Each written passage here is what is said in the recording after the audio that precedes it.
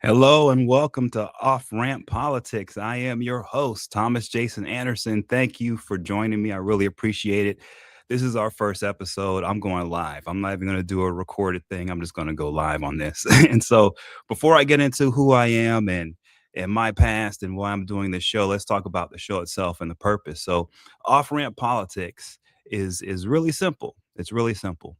It's a platform designed to help us, all of us, me included, get off of the political highway of fiction and into the real world. Okay. Where, by the way, the real world is a lot of times it's way stranger than fiction. So, and I can tell you that through the book I just co-authored, Gold Bar Bob, where, we had to cut out so much that was just really out of control because we kept saying no one would believe this. I mean, it's that out of control. So we're at that point now in American history where our political landscape has detached so far from reality that is now totally fiction, 100% fiction.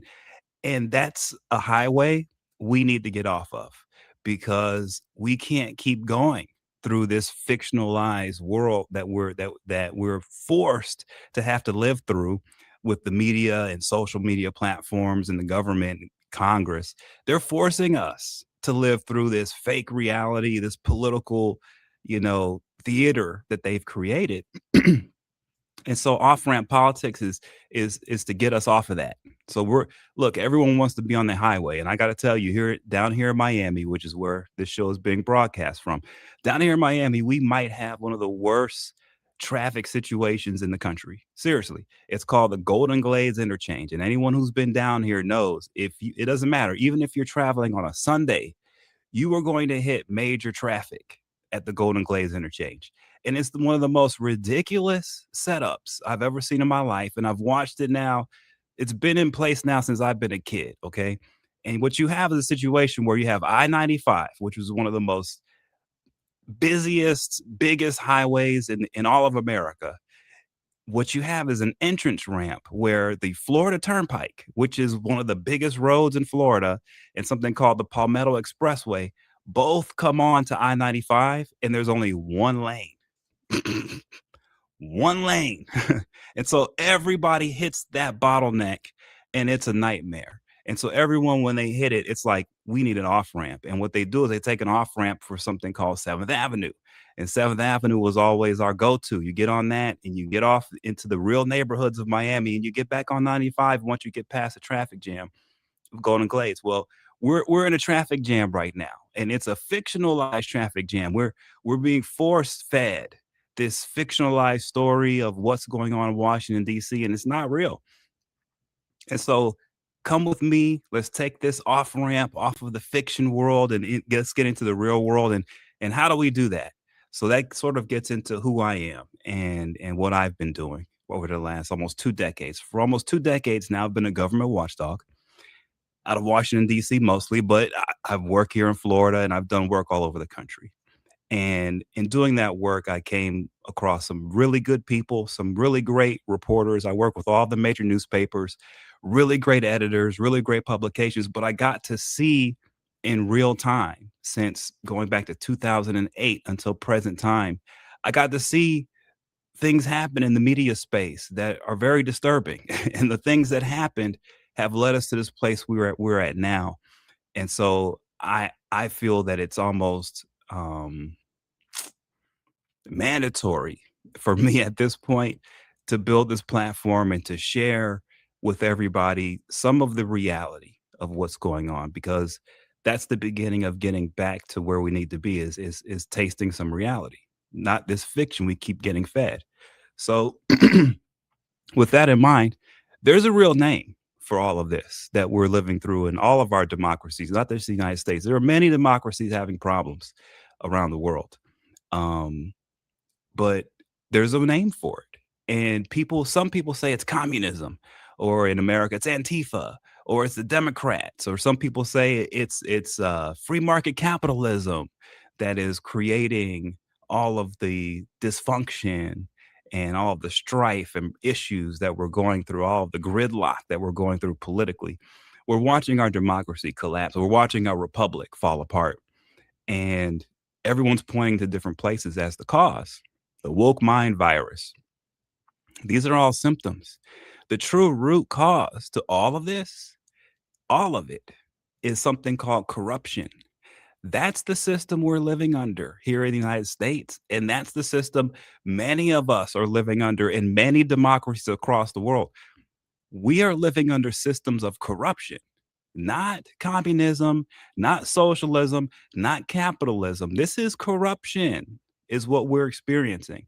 And the problem with corruption in nations that are populated with people who are free is that corruption takes your freedom away without you even realizing it. So here in the United States, what we've got is we've got corruption everywhere. We've got it in the media. I saw it happen since 2008, the corruption of the media. We have corruption in Washington, D.C. We have corruption in corporate America. We have corruption in the executive branch of government. We have corruption on a local level. We have corruption in our schools. We have corruption everywhere you look, everywhere you go, everywhere there's corruption. And it's because that is the system we're living under now. It's literally a system. And it's designed, it's the perfect weapon against free people. Why? Because what happens is corruption eliminates our ability as free people to live our lives the way that we see fit. And so when that happens, what do people do? They look for help. And where can they go for help? The government.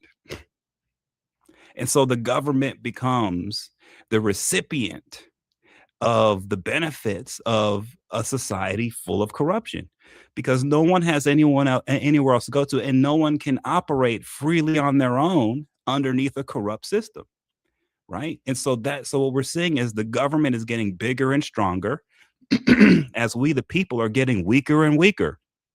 Inflation's through the roof, debt through the roof.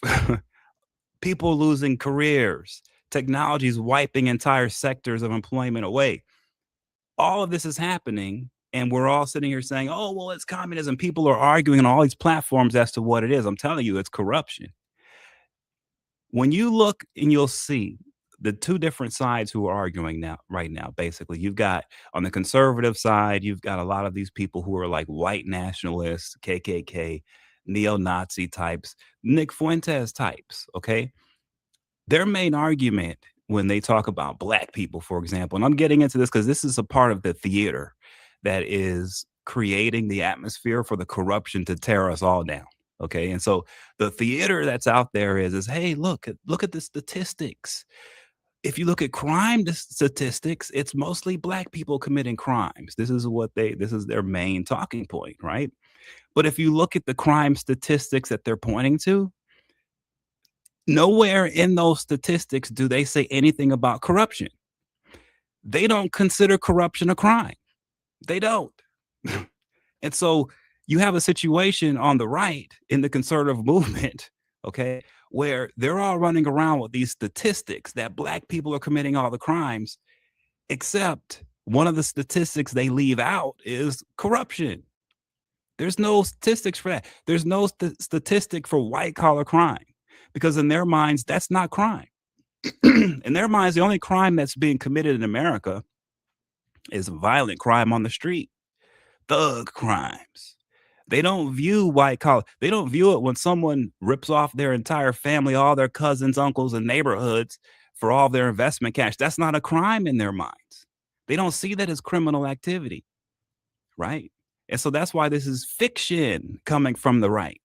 Because if you're not going to count corruption as crime, then what are you talking about? And here's why I say that.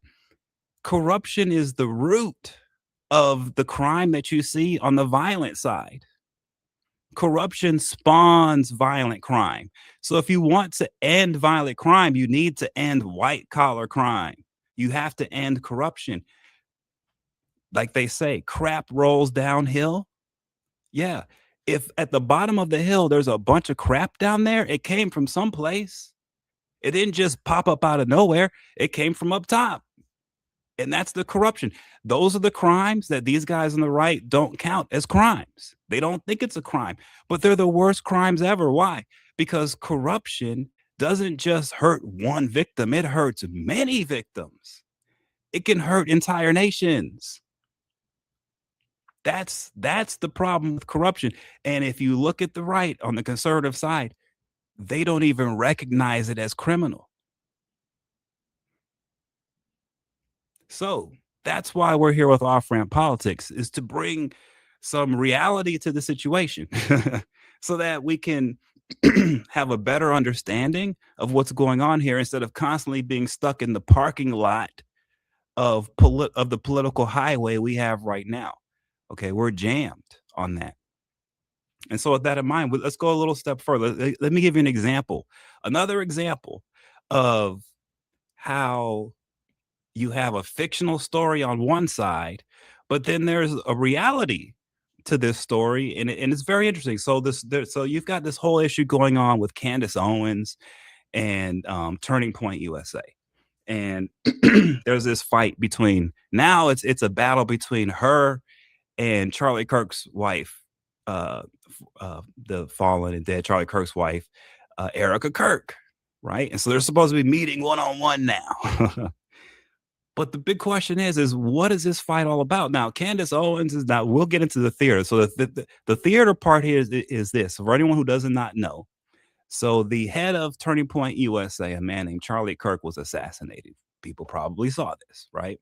And after the assassination, Candace Owens, who is a media personality, has been on a multi-week campaign basically attacking all of the people at TPUSA, but attacking many others, claiming that she knows who the real killer is, and it's not the person who has been arrested and has been charged with the crime. It's these other people.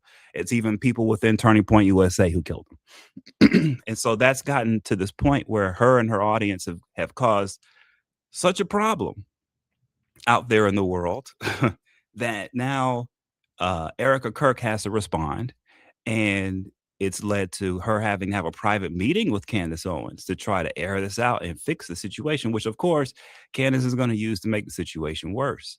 But the question is, so why is Candace doing this? The fictional story is the on the highway that everyone's on is she's doing it to rectify the record and to set the record straight to find who the real killer is, and it's somebody in TPUSA. Fine. That's what's being said. I don't believe that for a second. For me, in my experience as a government watchdog guy and looking how these things work, Turning Point USA has a huge sort of like endowment. They get money that is automatic. And a lot of that money that's automatic is coming from estates of people who have passed away. All right. So whoever runs Turning Point USA is going to be getting contractually, right, in someone's will when they passed away, millions and millions of dollars every year automatically. So there's a big fight going on. And some are claiming that it's about who killed Charlie. Nah, I think the fight's over the money. All right. It's over the money. And so let's do a little bit. And that's my assumption. But, let me take you on a spin. Let me take you guys with me on how we look at something like this. So let's do this. All right. Let me split screen you guys so you guys can check out what I'm looking at. So here's what I'm thinking. We're thinking, I'm saying that, there's a money issue here with Turning Point USA, and there's a bunch of money coming into it, and whoever controls Turning Point USA gets to control this money. And since a lot of it's coming from people who have passed away, it's not going to change. Like that money's going to come no matter what. Right? So we're talking millions and millions. I think that's what this fight is over. But let's see. Let's look at the proof. Let's see if I'm correct. Okay. So what we're gonna do is we'll start off here. And this is how I do what I do, guys, just so you know. We'll start off here and we'll say, all right, um, I know already, by the way, of a big donor to Turning Point USA. So we'll start there with what I already know, base knowledge. I know that there's this nonprofit that was founded by Bernie Marcus, the co-founder of Home Depot, and I know that it has given a lot of money to Turning Point USA over the years. So let's take a look at their 990s, the Marcus Foundation 990s, right? And let's look at what kind of money they've given Turning Point USA. And let's just see if I'm correct. There's a bunch of money coming in here. Let's take a look. All right. So I like using ProPublica because they tend to have better access to documents for some reason. I mean, and they're free. So that's a big deal. They're free. So anyone can do this. All right. So I'm here in ProPublica. You can see this is the Marcus Foundation. If you want to see some basics on them, they're out of Atlanta, Georgia. You can see in contributions, they got $219 million in contributions. So this is a big boy foundation. This is a big deal. So look, this is called a 990. I'm gonna go all the way to the bottom because that tends to be where the good stuff is, right? So let's see. Sometimes they'll have a Schedule B in here. A Schedule B is essentially it shows you who gave money to the foundation over the year. Sometimes they'll put that in here. So let's see if they have it. You never know. Oh, they have it. All right. So look. So Bernard Marcus, and for their 2023 990 for the Marcus Foundation, he contributed personally $219,700,048 to the Marcus Foundation, right? And so when you go up, so this is his own personal foundation. That's why the money went in there. That's a lot of money. When you go through, what you can see from there is also who's receiving the money, right? So you can see, right? UJA Federation of New York getting $250,000, the Homer Fund 250, Story Corps 500,000, right? So Secure Community Network 4 million. Let's see if Turning Point is in here. Jewish Community Centers of North America 1.55 million.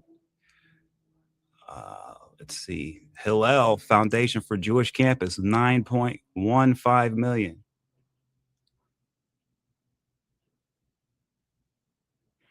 Let's see.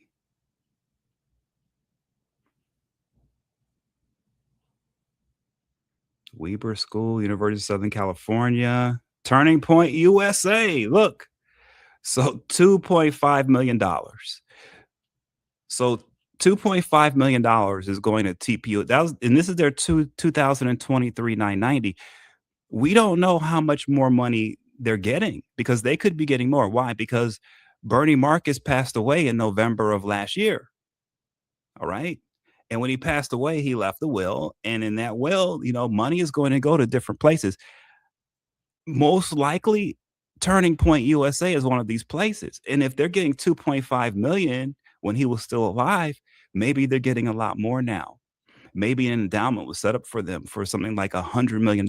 That's possible when you're looking at stuff like this.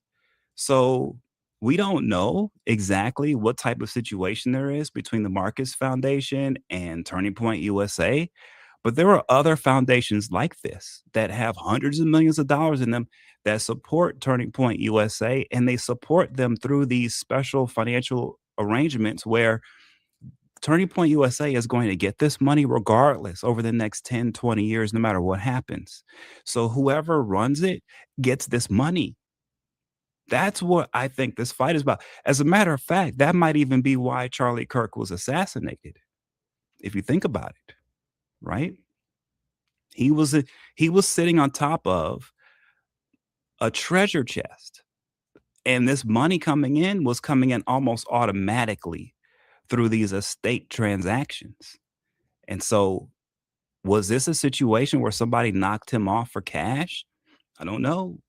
But I do know that there are a bunch of vultures circling around that organization now. And I know there's a boatload of money coming into it. As I just showed you, Turning Point USA is getting 2.5 million from the Marcus Foundation alone.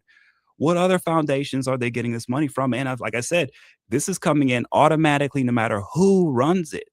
It's not like if Erica Kirk steps down today and is replaced by Candace Owens, it's not like this money goes away. Candace gets to control that money now. So that's what's at stake here. That's what's going on. When Charlie Kirk was assassinated, now Erica Kirk is the one who controls this empire of cash. And this cash is coming in from very prominent charities. And it's coming in automatically, most likely, in a lot of cases.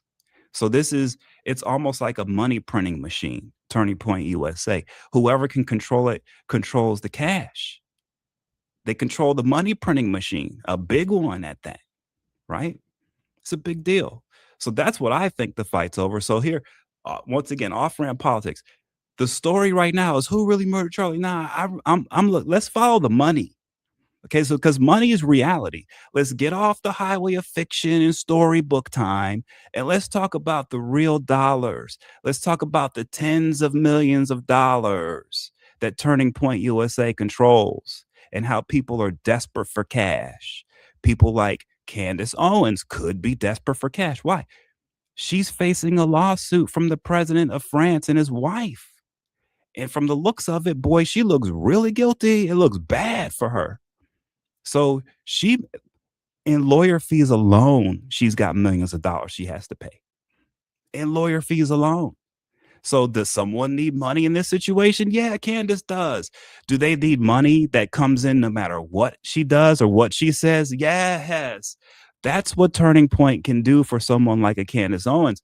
It can give her a permanent platform with unlimited cash, basically, money printing machine, and she can say and do whatever she wants, and can never be a punishment for it because this money will be coming in over and over again every single year. No one can stop it.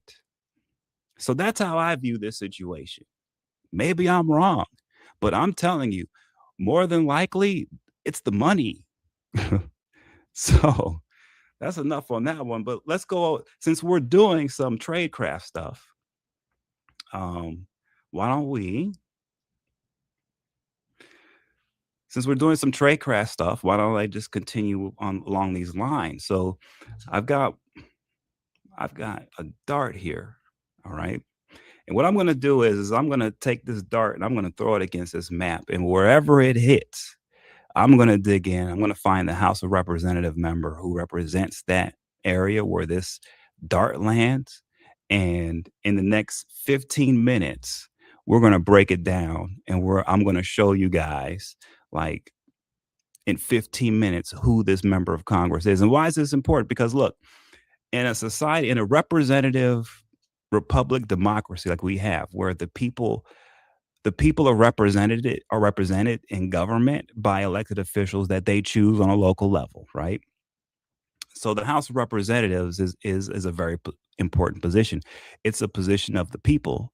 It's the position that the people. So these people are elected in order to look out for us when it comes to the government, when it comes to the judicial system, across the board. These House of Representative members are very, very important, hugely important, because they sometimes are the only person or entity in between destruction and an innocent person in their district.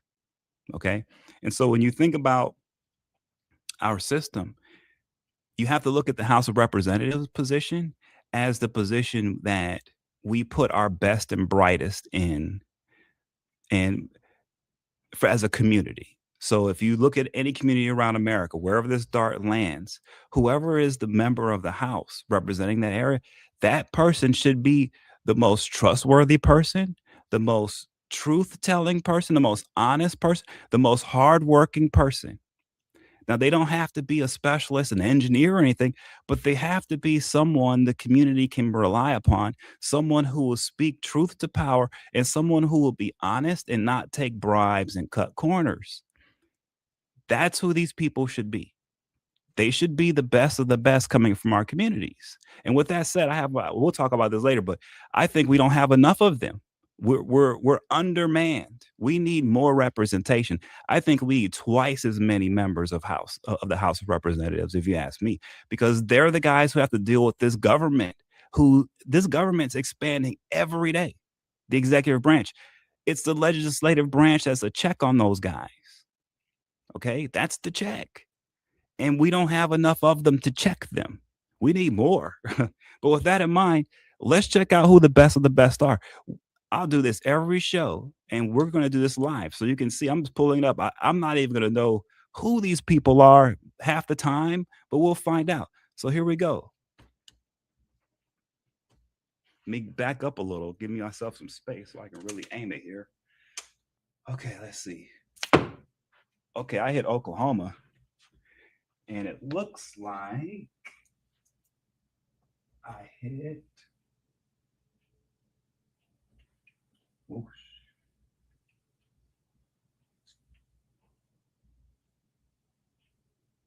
L, Enid, Oklahoma. That's what I hit. So I hit Enid. Enid, Oklahoma. Let's see who represents Enid, Oklahoma. Okay, like I said before, this is supposed to be this person is supposed to be the best of the best coming out of Enid, Oklahoma. This person is supposed to be the one to take on the power structures of the world and represent their local area there in Enid. Okay, so uh,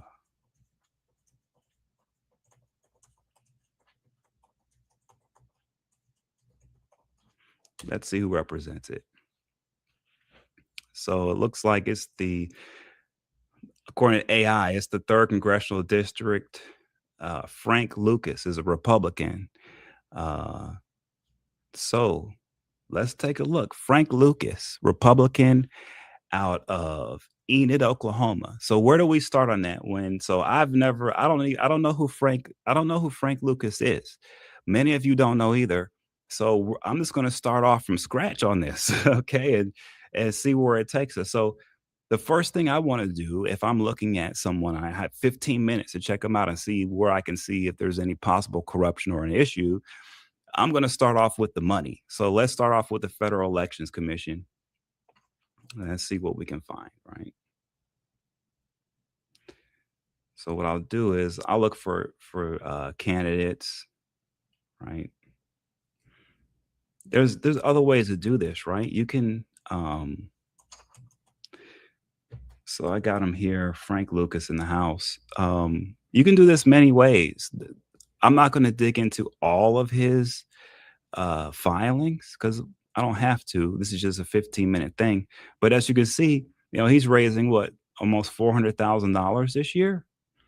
Um, let's look at 2024. Since this year's only half a year, he raised 1.7 million in 2024. So what we can do is we can actually browse those receipts. We can look at who's been giving money to him. Let's look at who his biggest donors are, right? So his biggest donors are Win. I guess that's Win Casinos, American Israel Public Affairs Committee, Political Action PAC, United States Peanut Political Action Committee, Alabama Peanut, Leadership and Accountability are National Keys, BlackRock Funds, Michigan Sugar Company Growers, National Peanut, Texas Farm Bureau. Remember, he's in Oklahoma and he's got the Alabama peanut producers giving him cash. Okay. Now I know those people are like, oh, well, that's not a big deal. Nah, man, that shows that Mr. Lucas is deep, neck deep, eyeball deep into all types of agriculture and in specific peanuts. Like I could go down this route all day long. This is interesting, right? So that's what we have there. Now let's see what we've got on let's see if he has any corporate money, right? And so the way I check for corporate money, if I'm doing a 15-minute run like this, is I'm looking for independent expenditures, right? So let's see. Look at that. So as you can see, the only independent expenditures that he gets for or against have come from one source, it looks like two sources, but one main action, Clear Path Action Fund. And they paid Majority Strategies LLC. So they're paying an LLC over $12,000 in 4 different payments for his last to get him elected last time. So Clear Path Action Fund, that's a key group to understand who Mr. Lucas is. So let's see what this is. Let's see what Clear Path is, right?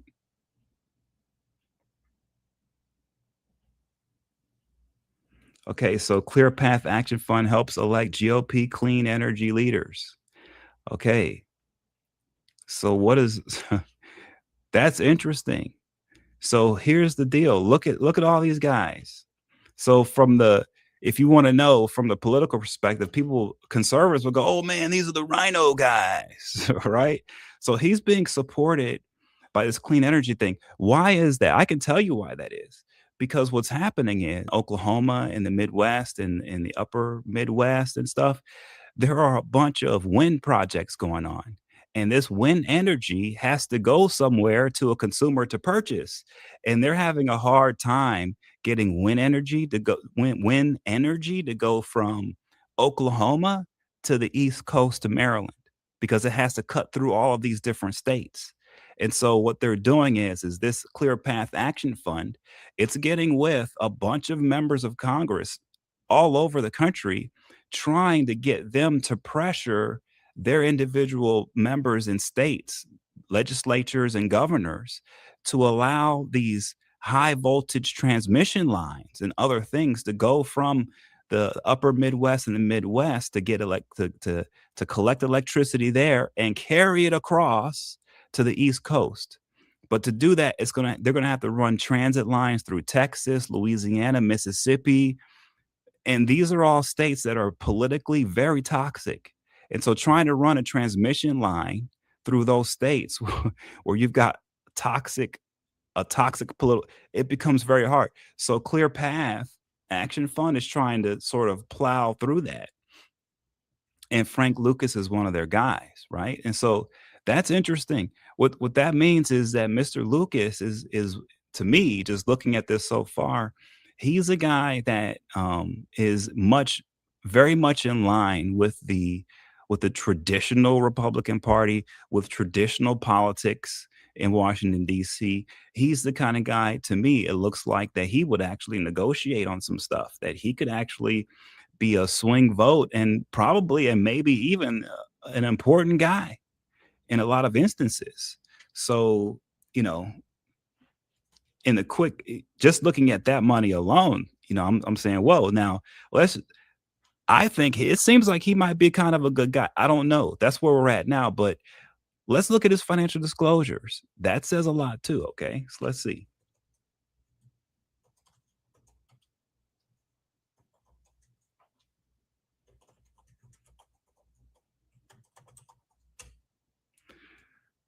Okay, let's see.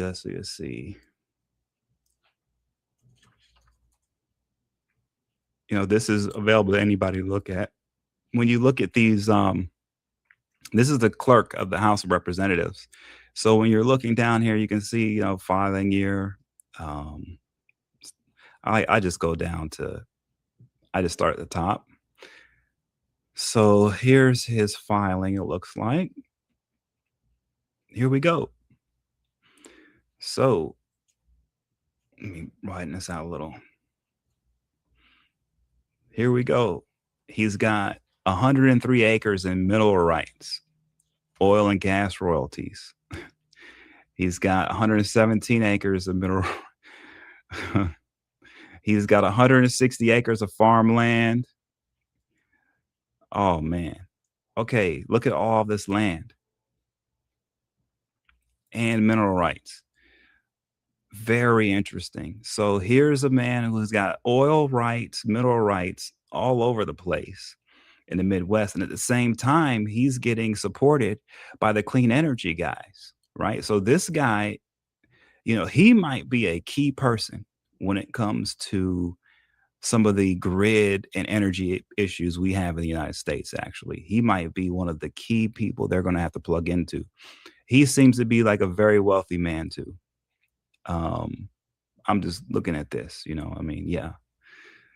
So he's got a very well disclosed financial disclosure, by the way. A lot of times people aren't putting in their liabilities, like lines of credit and whatnot. He's done that. He's even got his credit card, his credit cards, and it's his spouse's credit card. When you see the SP, that's for spouse. Joint is here. So he doesn't have a credit card, but his wife does. But he does lines of credit. And his lines of credit, you're talking 100 and $250,000 at the Farm Credit of Western Oklahoma. And You need that kind of line of credit because if you're doing farm work, you got to sometimes you got to go out and get equipment. You got to go get a tractor. You got to go do all this stuff, and you need feed. You need seed.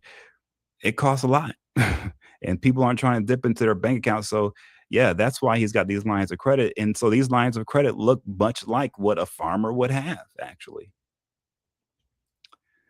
Let's see what else he's got. Yeah, so he's I gotta say, out there in Oklahoma, I haven't looked at I'm looking at the money on Mr. Lucas, and I'm telling you from the financial disclosure reports, from the FEC reports, I mean, I think Mr. Lucas is one of the just looking at the money of it, he's one of the better members of Congress, actually. I don't know what his politics are. I don't. But I can tell you this, that if you're looking for someone who has expertise when it comes to farming and when it comes to land management, when it comes to oil and mineral rights, he's going to know because he's personally in it every day, right? On top of that, he's a member of Congress, so he's connected with all these farmers out there. This is a connected guy. This guy is connected to the heartland of America in a very serious way. He's a very important player, actually. He's a very important player. So so that's what you get. So like I said, let's like I said in 15 minutes, throw the dart, let's look at what's going on. These guys are supposed to be the best of the best from where they are. And I just looking at Frank Lucas and our little quick 15-minute deep dive on him, he's one of the better guys out here. He's one of the better ones in Congress. I can promise you that, right? Definitely. So I'm going to keep my eye on him. I'll dig a little further, but I would say if someone were to ask me, "Hey, is there corruption over here on this guy?" I say, "Well, there could be, but it's going to be really hard to find." He seems like a pretty button-up guy. His financial disclosures are almost immaculate. I mean, it's pretty impressive. So, yeah, I think Mr. Lucas is an impressive guy.